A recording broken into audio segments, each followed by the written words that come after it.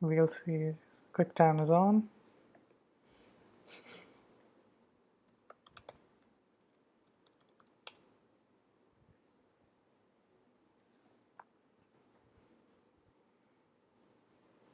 Alright then, let's begin with chapter 9, which is wave phenomena, or simply just the HL part of waves.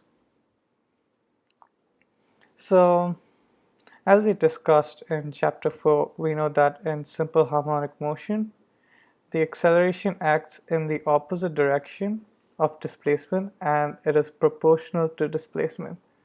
So we can put out a relationship for between acceleration and displacement using acceleration equals to minus omega squared x, where omega is your angular frequency. In this case, it's just a constant that's given, and its unit, like angular velocity, is also rads per second. Now you can also relate the period to angular frequency by 2 pi over angular frequency. And note its acceleration is equal to the negative of this, because if you think about it, acceleration acts in the opposite direction of displacement. So let's say we have our mass spring, our ball and string pendulum. This here is the equilibrium, and let's say it's displaced all the way over here, and let's take that to be our displacement. Let's say over here the acceleration is acting towards our equilibrium point, so it's in the opposite direction of our displacement, so therefore we give it with a negative sign. Now let's look into the different equations for this. So now the time period for a mass spring and a mass string pendulum can be shown using these two equations over here. Now let's go into why we have these equations. First, let's look into the mass spring pendulum. So in case of a mass spring pendulum, the restoring force, or the force that's acting towards the equilibrium point, is going to be equal to the tension. So we can write it as mass times acceleration, which is the restoring force, where mass is the mass of the bob of the pendulum, then minus kx, as we discussed in chapter 4. I believe it's up here. Just hold on. Oops, looks like I didn't put it in. I'll make sure to do that. So we have ma equals to minus kx, where k is the spring constant and x is the displacement. This gives us acceleration equals to minus k over mx. Now let us bring this equation in over here to get a term in terms of angular frequency. So we have now minus k m over x, where x is a displacement. I'm not sure if I mentioned it earlier, just doing it now in case. Minus angular frequency squared times displacement. We have displacement on both sides, so we could get rid of it. The negative signs also cancel out, so we have k over m equals to angular frequency squared. So we have angular frequency equals to the root of the spring constant over the mass. Yep. And now let's input this back into our time period equation. So we have 2 pi over the root of k over m, and this is equal to 2 pi times root of m over k, and that is what is given in your data booklet. So this is how we know that the time period in case of a mass spring pendulum is that. Well, just as a reminder, you don't need to know these derivations, but I'm just showing the derivation so that you know where it comes from and you're not just blindly using it in the exam. Okay, let's move on then to the next one, which is the mass and string pendulum.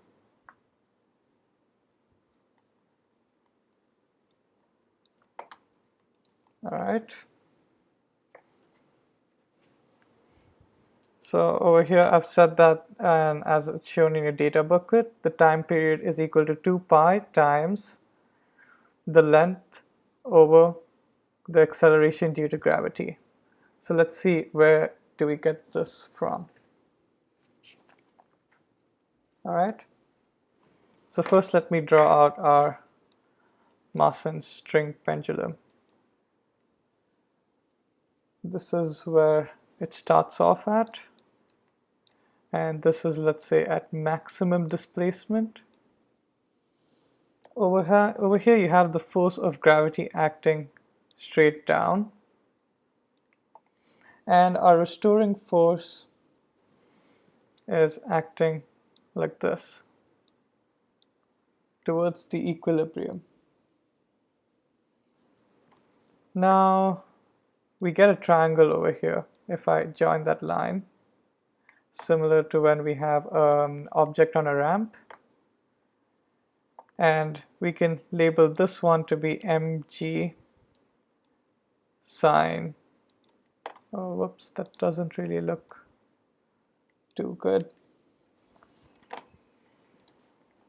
Well, I'll just label this restoring force as R, and we know that R equals to mg sine theta. Over here I'm taking this as the angle, this theta as the angle, and this theta will be equal to this angle over here. Now we can equate this to ma equals to mg sine theta. Mass cancels out. And note once again over here, it's actually negative because it's acting in the other direction. So we have A equals to minus G sine theta. Now, well, what is theta? Theta is, so if we have this over here to be our displacement, and this, okay, wait, that's not the displacement actually. Whoops. Let me redraw that line. So our displacement lies over here, quite literally the shortest distance over there. And we have our length over here.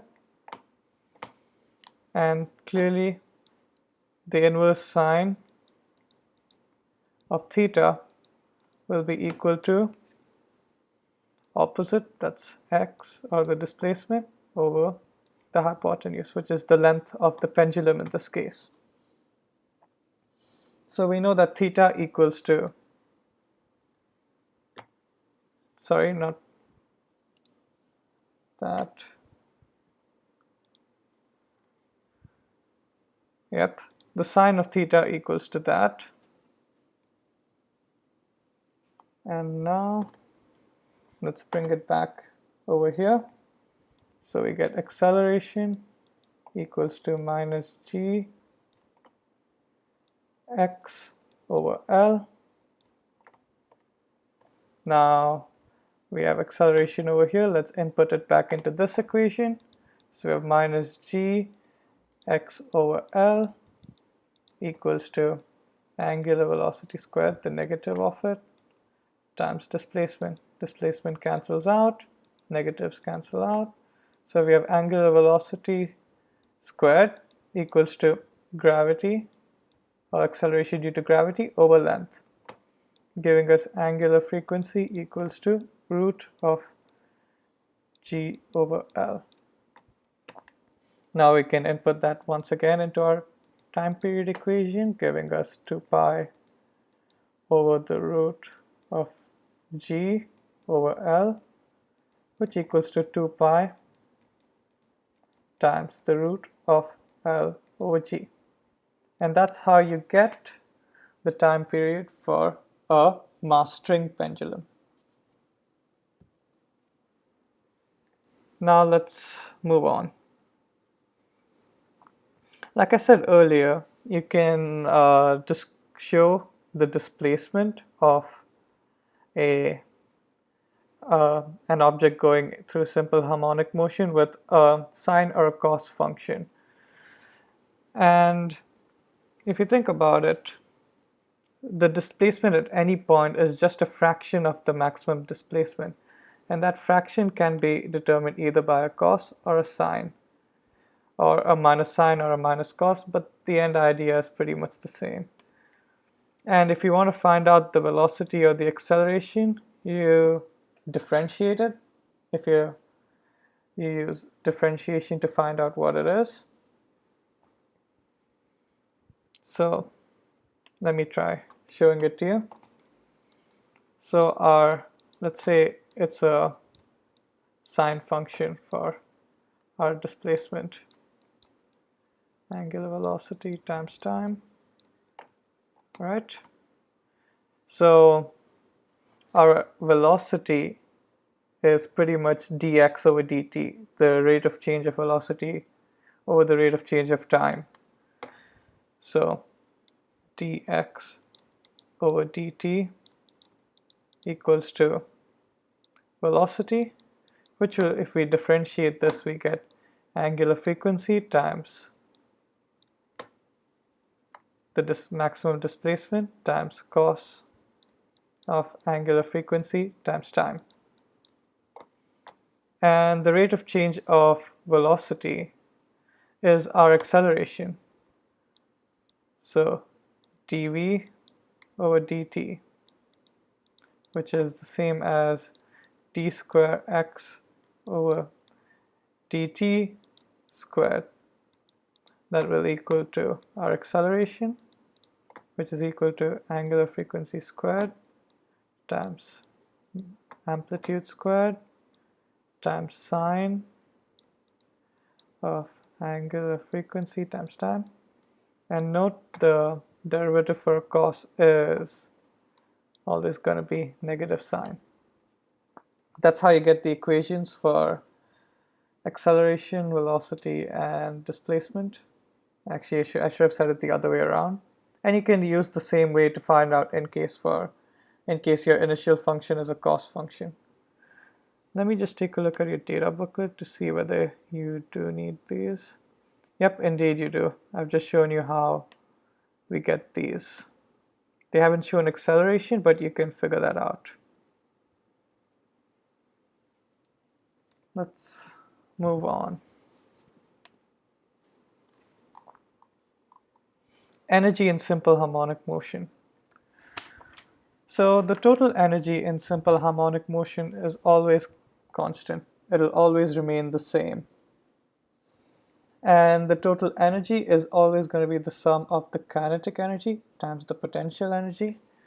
And in case of a mass string pendulum, the potential energy is gravitational potential energy, and in a mass string pendulum, the potential energy is your elastic potential energy. So you have to remember that this always holds true.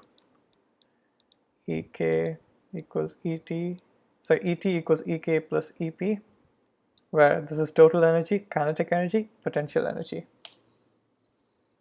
Now let's see, what would the kinetic energy be? So we know from mechanics that our EK is equal to half mv squared, right? And we just found out a bit earlier that our velocity can be given by either minus angular velocity times amplitude times sine angular velocity times time, or cos. Let's take the sine one in this case. V equals to minus angular velocity amplitude times sine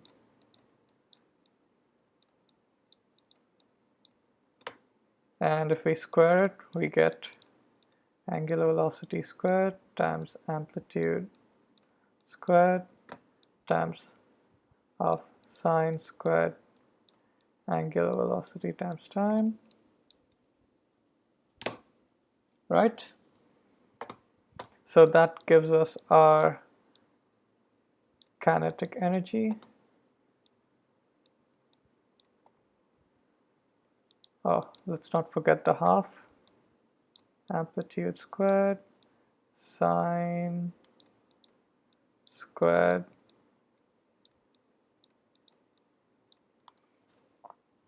so amplitude and angular frequency are constants. The only term that varies with time over here is the sine part of this equation.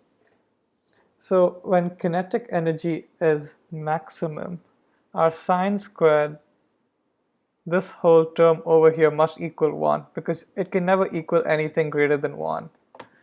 So, and if you remember, our total energy is equal to the kinetic energy plus the potential energy. This means that maximum kinetic energy is equal to the total energy, assuming our potential energy is at its minimum, that is 0. So Ek max equals to total energy Et, and because our sine part equals 1 now, we have half times angular velocity frequency squared times displacement squared, which is what is given in your data booklet. Whether it's a sine or cos, this will remain the same. Now let's move on to what we have next. So the other equation we have is kinetic energy equals to half times mass times angular frequency squared times looks like I made a mistake over here. I swapped the terms around. Just give me a second, I'll quickly correct this. Whoops, that's not there.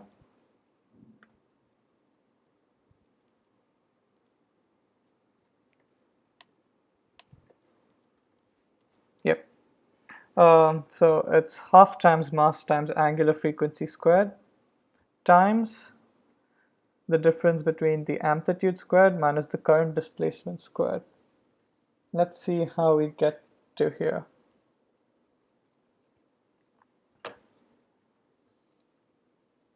So let's go through this.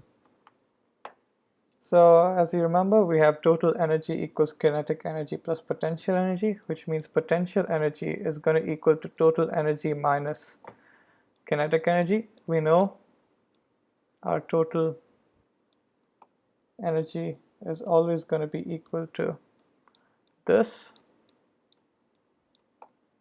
minus half mv squared,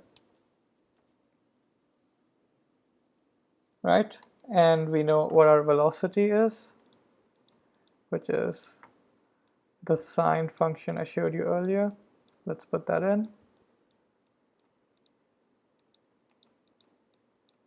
Mass times our angular velocity squared, displacement amplitude squared times sine squared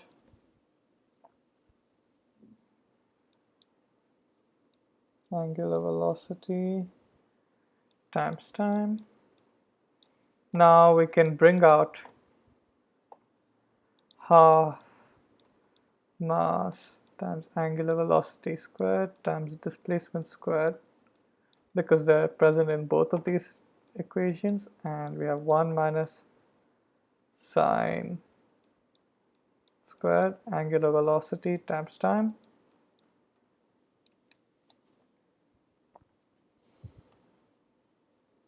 which equals to half of mass times angular velocity squared times amplitude squared times cos squared angular velocity times time. This is an equation you can use for potential energy. Sorry, I should have said that earlier, that I'm making use of this. And max potential energy is going to be equal to max the total energy, and you can use that to find that out. Now let's go into first velocity. So we know velocity squared equals angular frequency squared times amplitude squared times sine squared angular velocity times time, which is equal to this 1 minus cos squared angular velocity times time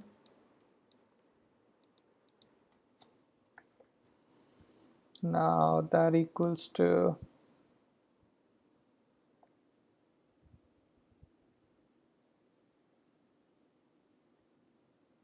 sorry, just hold on for a second, lost track of my working.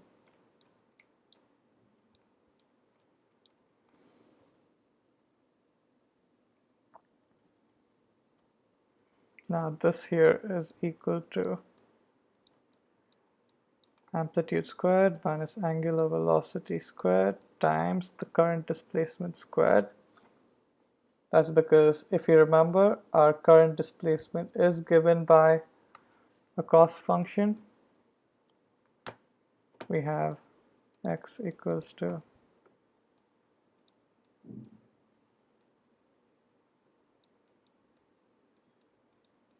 we're using that as our reference, which means this equals to angular frequency can be brought out, x squared minus squared, and that's our amplitude. We root both sides, we end up with velocity equals to plus or minus our angular frequency squared and the root of this. This is one velocity equation that is given in your data booklet. Now from here we can find out the other kinetic energy equation. Ek equals to half mv squared. Using that we have half m and the square of this. Oh wait, never mind, there is no square on the angular frequency. Root of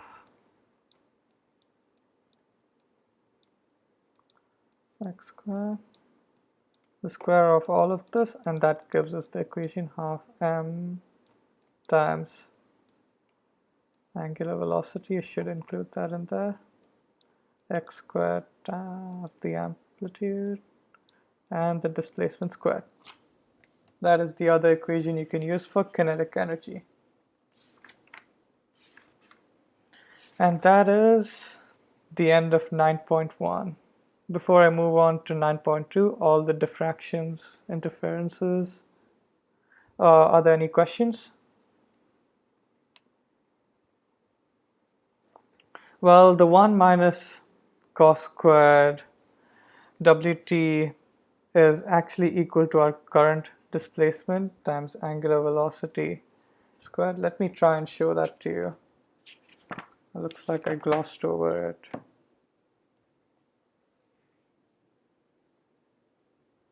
Hold on.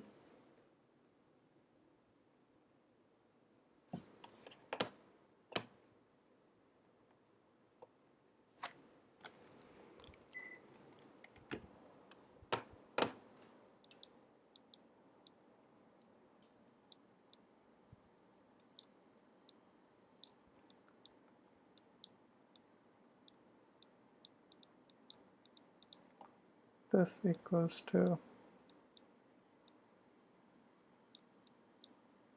that's what I made use of.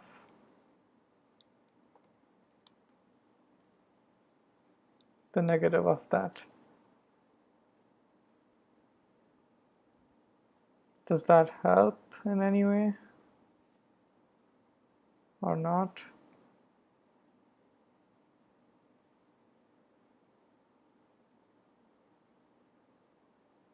Okay, cool.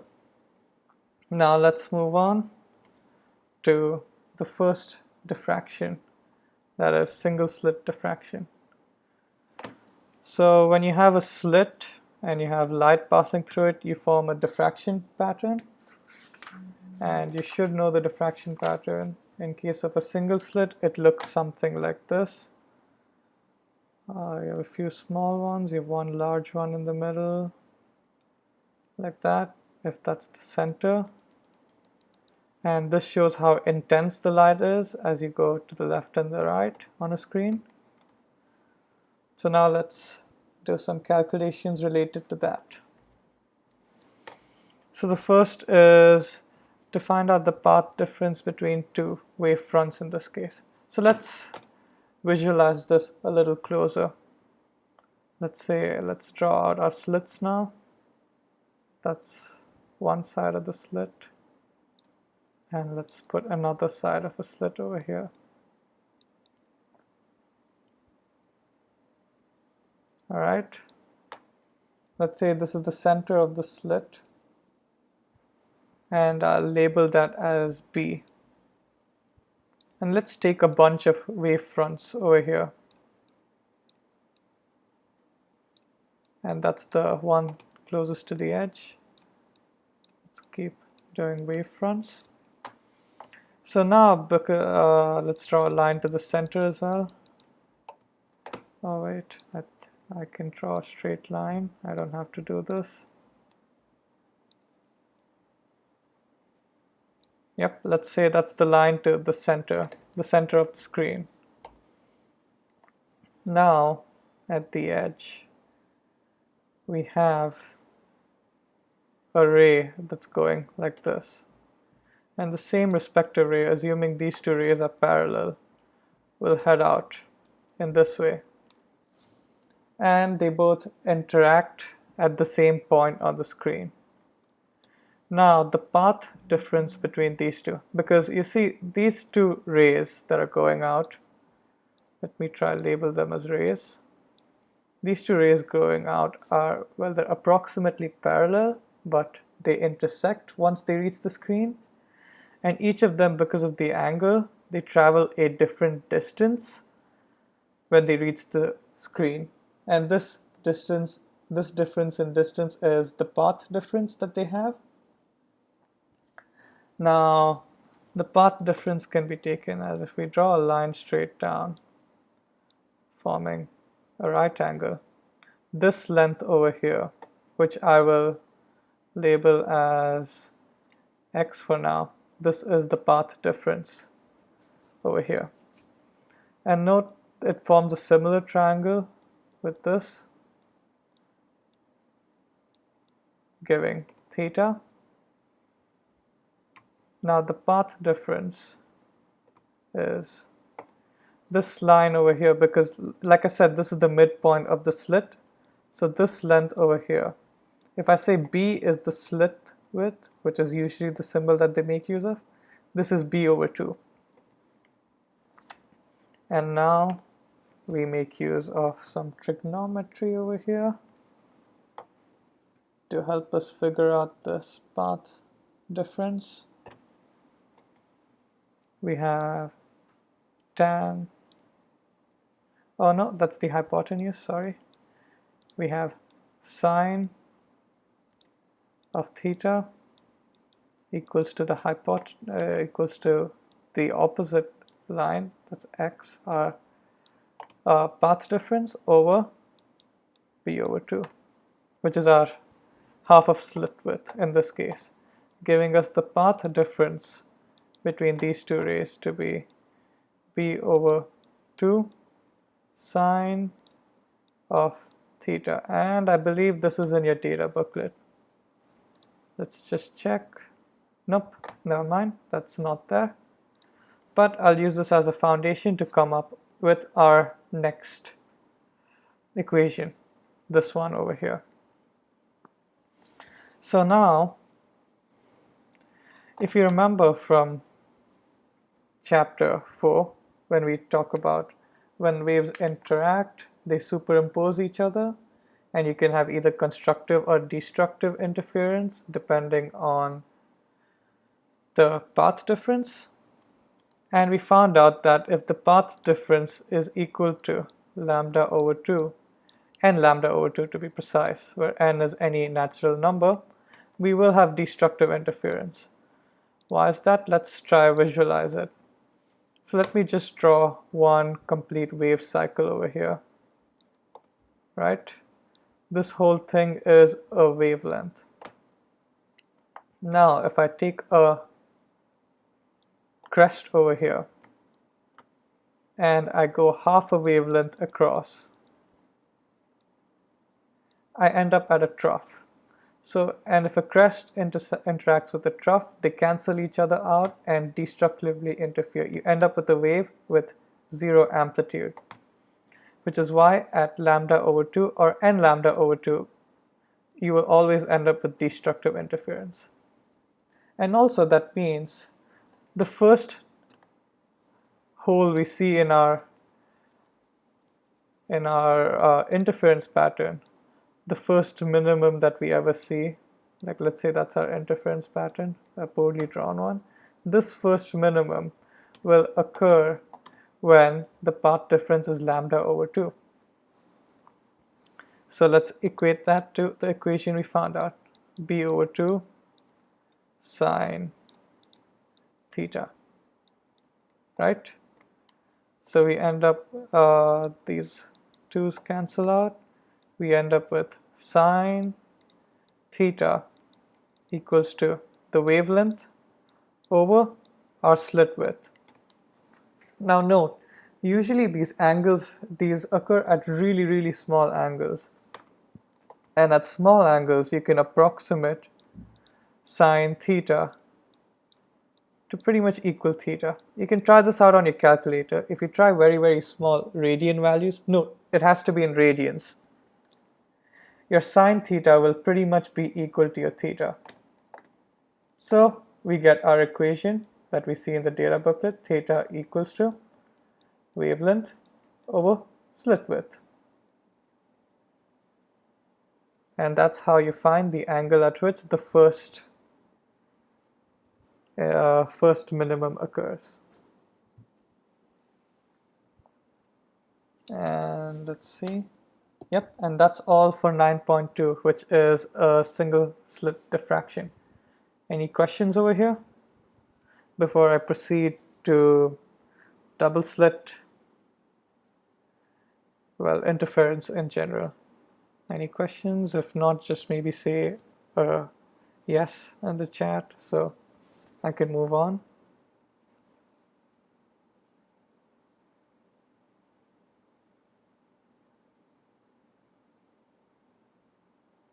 All right, cool. Let's continue on to the next part, interference. So now we're just going over the same things again that we know from earlier. Anytime we have constructive interference, the path difference is going to be n times lambda, where n is any natural number. And destructive interference is when the path difference is going to be n plus half over lambda.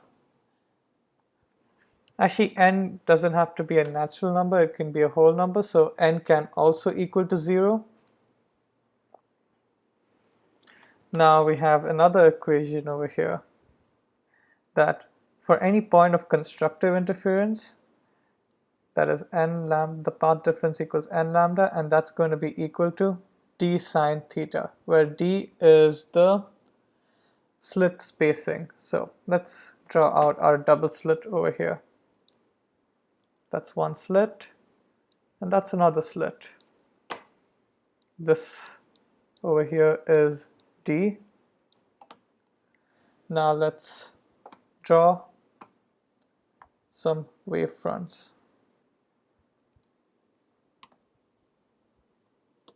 Actually, let me also draw out the screen over here. That will prove to be helpful. And let's take a point over here. Let's say over here we have constructive interference occurring. Let's draw a ray out from each of these. All right then. Now let's also draw one from the center of the slit. Yep. Well, let's see, is there any way I can do a dotted line?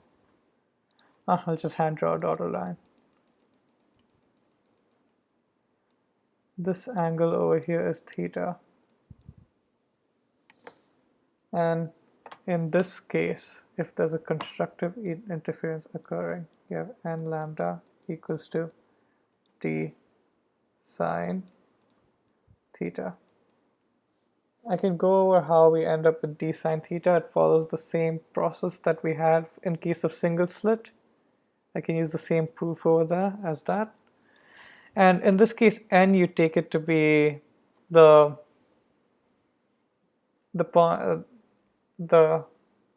which number maxima it is. So like, let's say if it's the first maxima, n equals 1. If it's the 10th maxima, n equals 10, and so on. Yep. Then let's move on. Now, in case of multiple slit diffraction, so now we do look into more than 2 slit diffraction. We can do a triple slit diffraction. Okay, I didn't really draw it out that well, but let's assume that this length is the same as this length. We always use it with the same length. The diffraction pattern observed will still be the same. The only difference you will see is in the intensities and how big they are. So in this case, the primary maxima width is proportional to 1 over the number of slits. So basically the width of the primary maxima, which I'll just call as P for now, is not equal to, is proportional to 1 over n, where n is the number of slits. So let's say you already had a coherent light source. That's like this. And originally it was 2 slits. Let me first make this into 2 slits. And I tell you the primary maxima width then was, let's say, 10. All right. Now let's say I add another slit in the middle with the same slit spacing. Well, actually, if I add in the middle, it'll be different. Let's say there's another slit placed at the same distance, the same slit spacing as the other 2. In that case, what would be the one? Well, you just basically do it times 2 over 3 because you have an inversely proportional relationship in this case. It's 20 over 3, or about 6.67. Let's say it was in centimeters. Then another one you have is the intensity of the central maximum is proportional to the number of slits you have. So what essentially happens is, as you have more slits for the same coherent light source with the same slit spacing and distance, then your peaks become sharper, as in they're less wide, but they're more intense. And that's all you need to know. You generally won't have to do calculations, you just have to state what happens. So you should be fine with that. Next we have thin film interference. which is a bit of a weird one, but it's not too hard. Let's go through it right away. So thin film interference refers to when you have both reflection and refraction occurring while going through an object. Like let's say we have a layer of oil, and there's a reason why we say thin film, because it's usually really thin. It's a really thin layer, otherwise this wouldn't work. So if you have a light ray coming down at this, an incident light that's coming over here, so of course you're going to have the one that reflects off right away. Let's say this angle, yeah, it just reflects off right away. Now let me show. This angle is equal to this angle. Angle of incidence equals angle of reflection. And now what happens over here is we have a ray that diffracts inside, and this reflects off the bottom surface, heads back, and it goes out parallel to this. This is thin film interference, which leads to some kind of rainbow colors if you've ever seen it. Now, there are a few things you need to know in this case. So, in case of a thin film, the path difference, because there's now a path difference between these two rays over here, or these two waves over here, and the path difference will be given to us by m plus 1 over 2 times wavelength. Alright, and m can be any integer. Next, we have our constructive and destructive interferences in this case. So our constructive interference occurs. Oh yeah, and this is when constructive interference occurs. This over here, actually this path difference is for when constructive interference occurs. And 2dn equals to that, where d is the thickness and n is the refractive index for a thin film.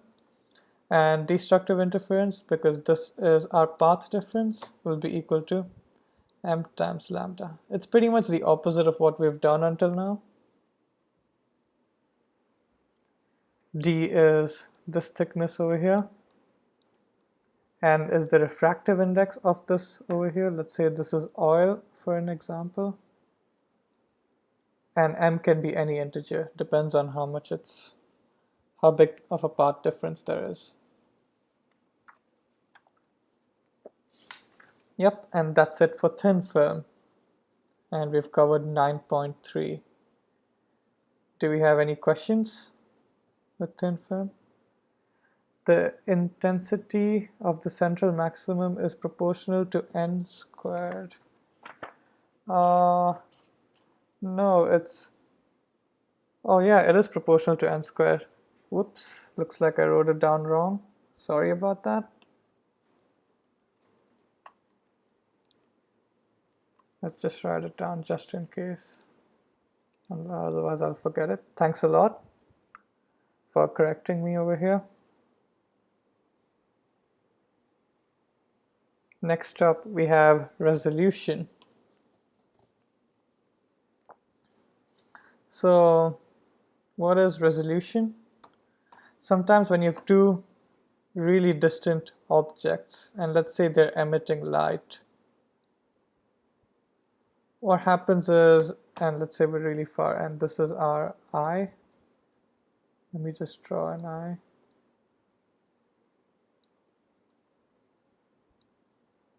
And that's our eye.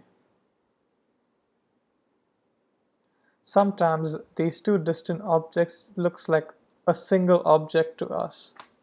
That is called resolution. How and when does resolution occur? So, in case of a resolution, you have a slit Our eye also does act as a slit, and you can take it as these two sources of light as they go into our eyes. And if we have a screen back here, they both, because you see you have once again a single slit pattern over here, they both create their own interference patterns over here. Let's say that's from one of the objects and this is from the other objects. Something like that occurs. So we have the two interferences occurring. Now, when do objects get resolved? Objects get resolved when the maximum of one of these coincides with the minimum of the other. So what I mean to say is, if you have a case where the interference is like this, let's say this is the interference for one of the objects. We have our peak, the central maximum, like that.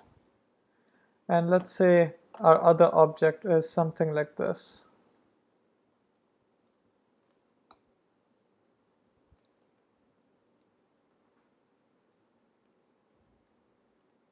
If you see over here, our maximum coincides with the minimum, even over here. In this case, you have resolution occurring. You see them as two objects. Why is that? Well, let's use the principle of superposition of waves to see what this would look like. As you see, all we're doing is adding up and seeing what our resultant one would be. This is minimum. Let's draw a line over here to show that it's a minimum. I should have drawn this one lower. Let's get this lower. Yep. And now this is up here. And we're just simply adding all of these.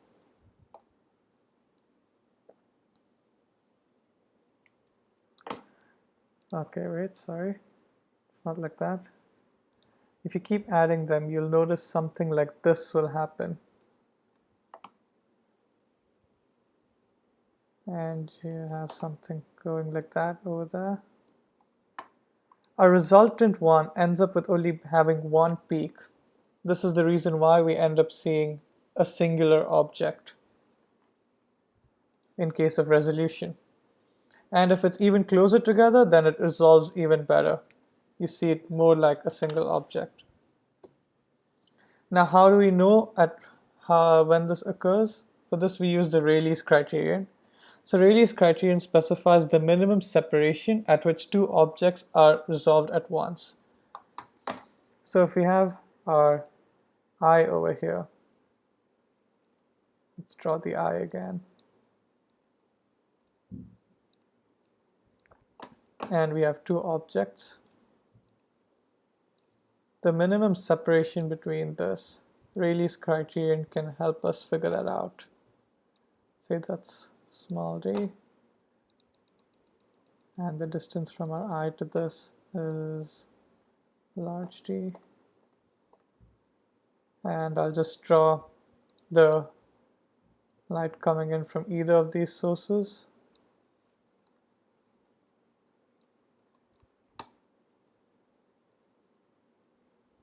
Yep, there we go. And by Rayleigh's criterion, we're assuming there's a circular slit or a circular aperture in, as they usually refer to it. And let's say this angle, the whole angle over here, oops, I should change to my freehand one, theta. This theta is equal to 1.22 times wavelength over p. This is what Rayleigh discovered. This is the maximum angle at which, or the largest angle at which, we have this occurring. We have it resolving as a single object. And our theta is equal to, well, I'll just write it as sine. Theta is equal to, actually it's better if I do it as theta over 2. Let's just say half of this angle, so it's easier to do it. In this case we have tan actually. Sorry, I just mixed it up a bit. Yep, tan equals to opposite over adjacent, d over d. Actually, it's better if I used s over here. Let's make this s so it's better in that way. S. And once again, we can use our approximation rule, saying that tan theta, because these occur at also really, really small angles, is approximately equal to sine theta in this case. Why is it approximately equal to sine theta? Because at very large distances, this distance over here, the distance to the object, is about equal to this over here. It's approximately equal to that. So we can say tan theta is approximately equal to sine theta, which is approximately equal to theta at small angles. So we get theta over 2. Wait a second. That is d over 2. Because it's half of this distance between them, d over 2. So we have theta over 2 equals d over 2s, which means theta equals to d over s. So in case of a circular slit, if you want to find out whether at the given angle or the given distance, that whether it'll resolve or not, so let's call this theta d as the maximum. So if theta is the angle you measured, this angle must be less than or equal to the angle that we found out. Otherwise, they won't resolve. And you can equate this back in here if you want to find out the exact separation. Because once you have the angle, you can find out the separation depending on what distance it is, or the distance it is depending on what the separation is. Now, the resolving power of a diffraction grating, meaning how well it resolves it, or the resolvance, and in this case we're talking about diffraction grating. It's given by capital R. That equals to the average wavelength measured. You have a range of wavelengths being measured over here, over the change in wavelength, meaning how much it gets shifted by. So if you have two different sources, each giving a different wavelength, then the average wavelength is quite, so let's say the source, one source gives a light of wavelength 1 and the other one gives a light of wavelength 2. The average wavelength is just the average of this, which means it's going to be equal to wavelength 1 plus 2 over 2. And the change in wavelength is simply going to be wavelength 1 minus 2, assuming that wavelength 1 is greater than 2, wavelength 2. If it's the other way around, you just swap the numbers around. You just need a positive number to be down here. And this is equal to mn, where m is the order at which the lines are being observed, the diffraction order, and n is the total number of slits. So this is in case you have a diffraction grating that is doing the resolvance for you instead of a single circular aperture. And with that, we've come to the end of 9.4. Any questions before I proceed?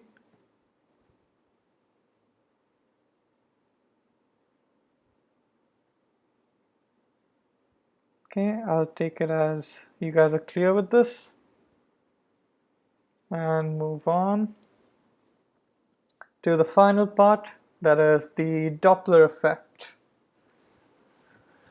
which I might argue is the easiest component in the HL section. So what happens in the case of Doppler effect? You either have a moving source or the moving observer. Let's take an example of a moving source. Let's say we have a source that's emitting waves outwards, sort of like that. Now let's say this starts to move in this direction. As it moves, what happens is the waves over here come closer together, because our wave is moving at a certain speed and the object is moving at a certain speed and still emitting waves, because of which the ones in the direction it is moving get closer and the ones away from it get further, because they're being released at different spots now. Now if we have a person standing here and observing the sound, this wave that he receives, or he or she may receive, is not the same as this wave it receives. It has a different frequency, as you see. The waves are occurring more frequently over here. And it has a different wavelength. It clearly has a shorter wavelength. So let's see how we can find out these differences in observed and observed frequencies. So let's take an example where the source is moving in the first place.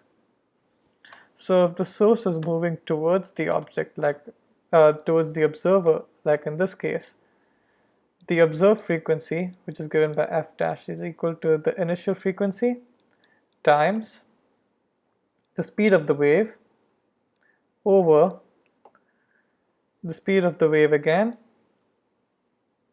minus the velocity of the source, which is given by us usually.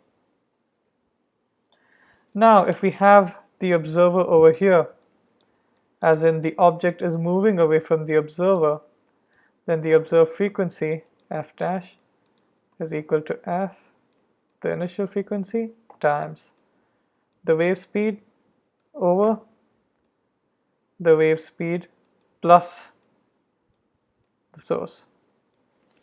Well, why does this make sense? Because if you think about it over here, as these are closer, it's more frequent, and this value will be smaller than what you have. Our wave speed is going to be greater than the denominator for sure, and the other way around over here. Now let's take it in the case where our observer now is stationary, but our source is moving towards the observer. Let's say the source is moving towards the observer. If the source is moving towards the observer, then it is receiving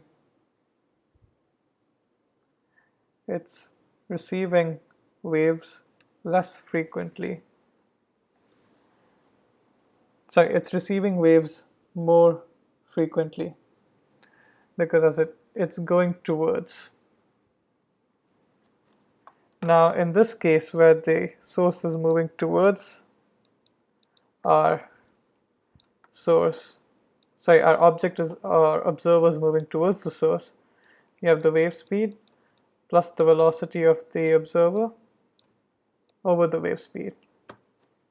Now if he's moving away, you have it the other way around. Frequency times wave speed minus how fast the observer is moving over that.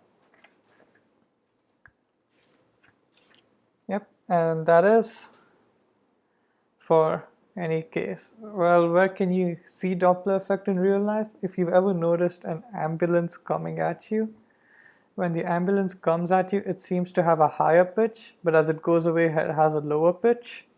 This is because of Doppler effect. And you can show using this why it has a higher pitch or a lower pitch. Now when it's moving towards you, it has a greater frequency, as we can see from here, which is why you hear a higher pitch. But as it moves away, it has a lower pitch. Now Doppler effect also happens for light. And in case of light, let's say we have a distant star or something like that, the change in frequency, as in the observed frequency minus the initial frequency, is actually approximately equal to the speed of the object over the speed of light. That's how we can determine whether an object is a star or a really far away object, whether we can determine whether it moves towards us or away from us. And even using this, approximately how fast it is moving either towards us or away from us. And that is all for HL, the HL part of waves, HL wave phenomena. Any questions before I wrap up? Or are we all good?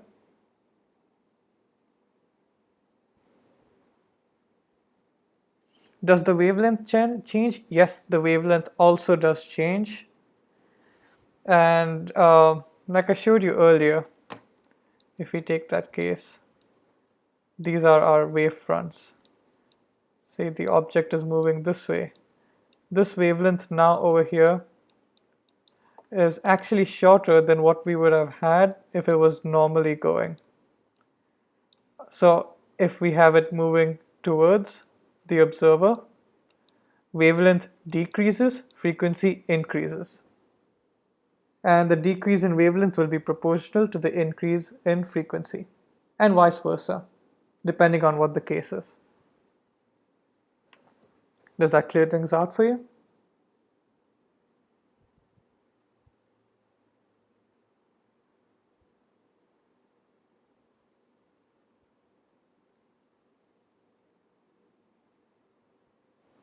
So wavelength changes regardless of who is moving or observing. Yes, it does change regardless of who is moving or observing. But note, the wavelength changes with the perspective of the observer. Now, if we have a case like, let's say, where our object is moving with a velocity of u, and our source is also moving in the same direction with the same velocity, you will not have any change. So it's all upon this guy, the observer's perspective. So yeah, with perspective to the observer, wavelength changes regardless.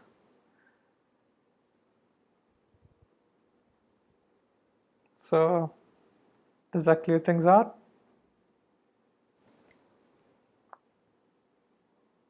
Yep. All right, cool. I hope this session helped you. Now I'm closing.